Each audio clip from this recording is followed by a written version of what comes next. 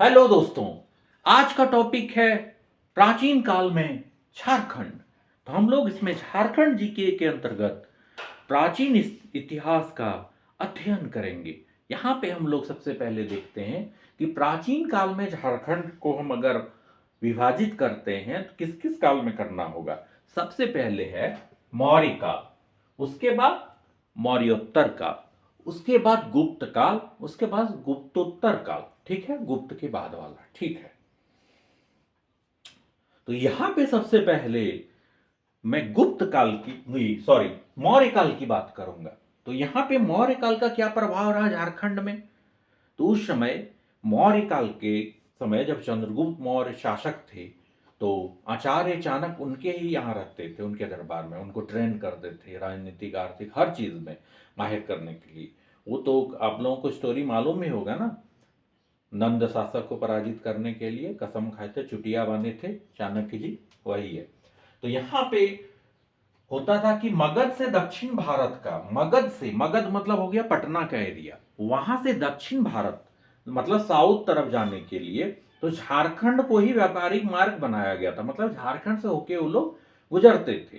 तो आचार्य चाणक्य ने झारखंड के बारे में अपने पुस्तक में उल्लेख किया है, कौटिल्य का अर्थशास्त्र, उसमें उल्लेख किया है। तो इसमें झारखंड को कुक्कुट और कुक्कुट देश बोला गया है।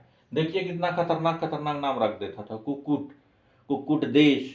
ठीक है, यहां पे गणतंत्रात्मक शासन प्रणाली थी। गणतंत्रात्मक जैसे हम लोग बोलते हैं गणतंत्र दिवस मनाते हैं, रिपब्लिक, तो मतलब रिपब्लिक शासन।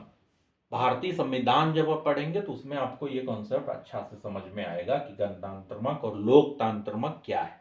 ठीक है, चंद्रगुप्त मौर्य आठवीं नामक यहां पर पदाधिकारी नियुक्त किया था। चंद्रगुप्त मौर्य ने आठवीं नामक पदाधिकारी झारखंड में नियुक्त किया था।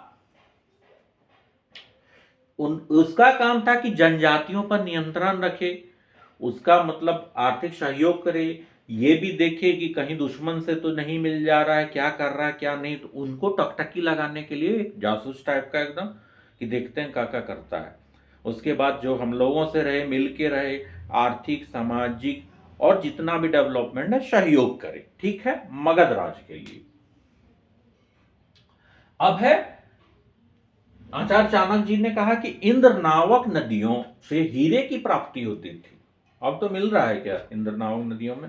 नहीं, अभी मिलेगा तो पता चलेगा पढ़ने लिखने छोड़ के चले जाएगा हीरा ढूंढने की, चले वो हीरा ले लेते हैं, गर्लफ्रेंड को गिफ्ट दे देंगे, है ना। वही कीजिएगा ना, हीरा ले आते हैं, गर्लफ्रेंड को गिफ्ट दे देंगे, उसके बाद वो लेके भाग जाएगी, आपका हो गया। इसलिए पढ़ लीजिए, इंद्रनावक नदियों से हीरे की प्राप्ति होती थी। ईब और शंख नदियों का इलाका, ईब और शंख नदियों का इलाका जो था इंद्रनावक नदी बोला जाता, तो वहां पर हीरे की प्राप्ति होती थी। ये आचार्य चाणक्य जी ने बोला है। झारखंड से हाथियों को मंगाया जाता था युद्ध के लिए। कब? मौर्य शासन काल में, चंद्रगुप्त मौर्य के शासन काल में। क्यों होता था? अब सारंडा जाइएगा तो ऐसे भी देखिए ना, हाथी उत्पात मचाए हुए सब लेके एकदम दौड़ते रहता है। ये भी क्वेश्चन पूछता है कि क्यों है, तो महुआ हुआ चुनने जाती है तब भी हाथी ये करता है, वो लोग खाने आता है, फिर आदमी सब उसको खदेड़ने लगता है जब ये सब, तो हाथी इसीलिए उत्पात मचाता है। फिर जंगल में कुछ एक्टिविटी करता है अननेसेसरी, उसके चलते भी हाथी उत्पात मचाते हैं, तो लगा भागने, एकदम सब इधर उधर भागने लगता है। अरे भाई, इन्वायरमेंट है, उसको बैलेंस करके चलो। जानवर ये सब हमारे मित्र ही हैं पर्यावरण के, तो उसको अच्छे से साथ में लेके चलो। ठीक है, आगे देखते हैं। तो इन्होंने कहा कि सेना के लिए झारखंड से हाथी मंगाया जाता था। अब है अशोक के शासन काल में। तो अशोक भारत के महान शासक में एक थे, महान शासक थे अशोक। तो 13वां शिलालेख में उन्होंने इसको 8वीं प्रदेश बोला है। 13वां शिलालेख में अशोक ने झारखंड को 8वीं प्रदेश बोला है। इन्होंने कहा है कि यहां पे उनका जनजातियों पर अप्रत्यक्ष रूप से नियंत्रण था। ठीक है, तो उन्होंने यहां पे बौद्ध धर्म के प्रचार हेतु रक्षित नामक अधिकारी को भेजा था। उन्होंने यहां बौद्ध धर्म के प्रचार हेतु रक्षित नामक अधिकारी को भेजा था। ठीक है, अब है इसके बाद मौर्योत्तर काल।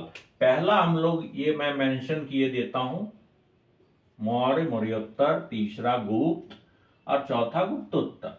तो ये सेकंड है मौर्योत्तर काल। ठीक है, मौर्योत्तर काल में भी झारखंड से एक विभिन्न प्रकार का संबंध प्राप्त होता है कि यहां से विदेशी व्यापार होता था। कैसे विदेशी व्यापार हो रहा है इसका साक्ष्य देखिए। अब चलते हैं सिंहभूम।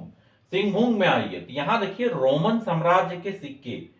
तो रोमन साम्राज्य के सिक्के अगर मिला है तो ये वैदेशिक संबंध को दर्शाता है कि रोमन से यहाँ के व्यापारिक वैदेशिक संबंध थे, तब ना सिक्का आया जी।